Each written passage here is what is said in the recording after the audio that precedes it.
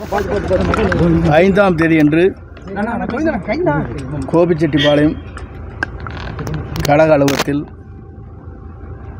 நான் மனந்திருந்து பேசப் போகிறேன்.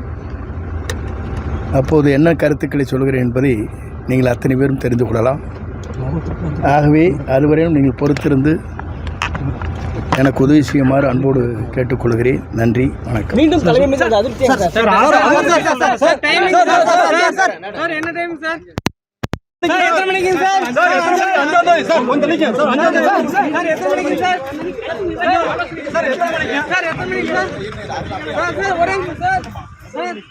கட்சி நிர்வாகிகள் ஆலோசனை போட்டு நடத்துவீங்களா?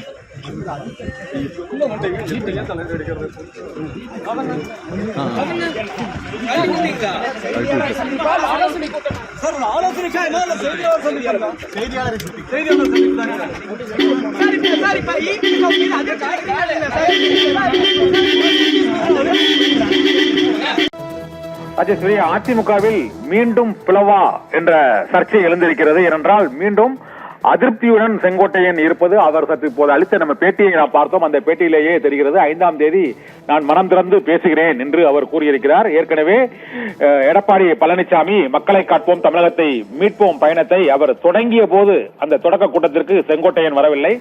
மேலும் அவரது சொந்த ஊரான கோபிச்செட்டிப்பாளையத்தின் வழியாக எடப்பாடி பழனிசாமியின் பிரச்சாரம் செல்லும் போது அப்போதும் மாவட்ட எல்லையிலேயோ அல்லது கோபிச்செட்டிப்பாளையத்திலேயோ செங்கோட்டையன் எடப்பாடி பழனிசாமிக்கு வரவேற்பு அளிக்கவில்லை. இது கடந்த 6 மாதங்களுக்கு முன்பே அதிமுக பாஜக கூட்டணி ஏற்படுவதற்கு முன்பே இந்த செங்கோட்டையன் டெல்லி சென்று பாரதிய ஜனதா கட்சியின் மூத்த தலைவர்களை ரகசியமாக சந்தித்ததாக சர்ச்சை எழுந்தது. இதனால் ஒரு 2-3 மாதங்கள் மற்றும் சட்டப்பேரவை கூட்டத்தொடரிலும் எடப்பாடி பழனிசாமியுடன் செங்கோட்டையன் பங்கேற்காமல் இருந்ததும் அதற்கு பின்னர் பேரவை கூட்டத்தொடரில் எடப்பாடி பழனிசாமி தொடர்பாக செங்கோட்டையன் மீண்டும் அது சுமூகமாக அவர்கள் ராசியானதும் நடந்தது. இருந்த போதிலும் இந்த தமிழகத்தை காப்போம், மக்களை காப்போம், மக்களை மீட்போம் என்ற பேரணியை அவர் தொடங்கும் போதும் மற்றும் அது தொடர்பான மற்ற நிகழ்ச்சிகளிலும் எடப்பாடி பழனிசாமியோடு செங்கோட்டையன் பங்கேற்காதது தொடர்ந்து சர்ச்சையாகவே இருந்தது. இந்த சூழ்நிலையில் தான் உள்துறை அமைச்சர் அமித்ஷாவும் தேசிய ஜனநாயக கூட்டணியின் முதல்வர் யார் என்பது தொடர்பாக அதிமுகவை சேர்ந்த ஒருவர் அறிவிக்கப்படுவார் என்று அவர் கூறியிருந்ததும் சர்ச்சையை ஏற்படுத்திய நிலையில் இப்போது செங்கோட்டையன் மீண்டும் நாம் 5ஆம் தேதி மனம் திறந்து பேசப் போவதாக தெரிவித்திருக்கிறார். அப்போது எடப்பாடி பழனிசாமியுடனான கடந்த 6 மாத கால பல்வேறு கசப்பான அனுபவங்களை அவர் பேசக்கூடும் என எதிர்பார்க்கப்படுகிறது. இது அதிமுகவில் ஏற்கனவே OPS, டிடிவி, சசிகலா என பல்வேறு பிரிவுகள் இருக்கக்கூடிய நிலையில் செங்கோட்டையனும் பிரிந்தால் இது மிகப்பெரிய ஒரு அதிமுகவுக்கு பலவீனமாக இருக்கும் என எதிர்பார்க்கப்படுகிறது. மேட்டுப்பாளையத்தில் நடைபெற்ற அந்த பிரச்சார கூட்டத்தில் பங்கேற்காததில் இருந்து நேற்று நடைபெற்ற கோபி அருகில் நடைபெற்ற ஒரு திருமண விழாவிலும் செங்கோட்டையன் 5ஆம் தேதி நாங்கள் மனம் திறந்து பேச இருக்கிறேன் என்றும் அதிமுக ஒன்றிணைய வேண்டும் என்ற கருத்துக்களை பொதுக்கூட்டங்களில் அவர் தொடர்ந்து பேசி வருகிறார். ஆனால் எடப்பாடி பழனிசாமியை பொறுத்தவரை EPS தொடர்பாகவோ டிடிவி தினகரன் தொடர்பாகவோ இதுவரை எந்த கருத்தையும் அவர் தெரிவிக்கவில்லை.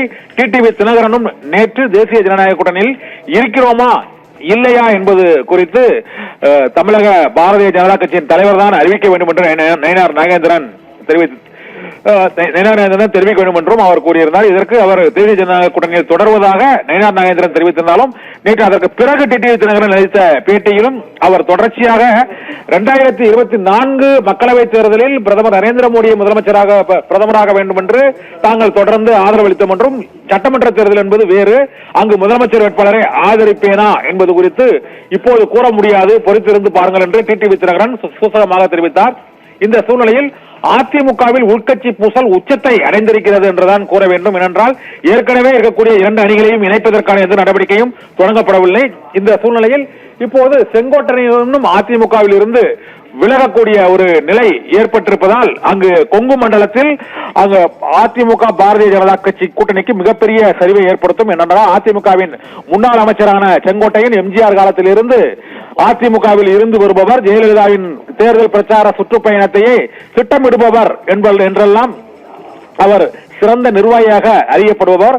ஆனால் பரபரப்பு அரசியலில் ஈடுபடாத காரணத்தினால் செங்கோட்டையன் செங்கோட்டையனை விட ஜூனியரான எடப்பாடி பழனிசாமி அந்த கட்சியின் தலைவராகவும் முதலமைச்சராகவும் பொறுப்பேற்கக்கூடிய சூழ்நிலை ஏற்பட்ட நிலையில் எடப்பாடி பழனிசாமிக்கு முன்பே கொங்கு மண்டலத்தில் மிக முக்கியமான தலைவராக செங்கோட்டையன் அங்கு உயர்ந்து வளர்ந்து வந்த சூழ்நிலையில் எடப்பாடி பழனிசாமிக்கு அந்த திடீர் பதவிகள் பொதுச் செயலாளர் பதவி மற்றும் முதலமைச்சர் பதவி ஆகியவை கிடைத்த நிலையில் செங்கோட்டையனுக்கு உரிய அந்த மரியாதை வழங்கப்படவில்லை என்று கடந்த பல மாதங்களாகவே அந்த அதிருப்தி இருந்தது. இந்த சூழ்நிலையில் செப்டம்பர் 5 வரை வரும் 5ஆம் தேதி வரை பொறுத்திருங்கள், எனது நிலையை தெரிவிக்கிறேன் என்று கூறியிருப்பது 2026 சட்டமன்ற தேர்தலில் அதிமுக பாஜக கூட்டணியில் இந்த பிளவும் ஒரு முக்கியமான ஒரு அதிருப்தி ஒரு பின்னடைவாக கருதப்படுகிறது.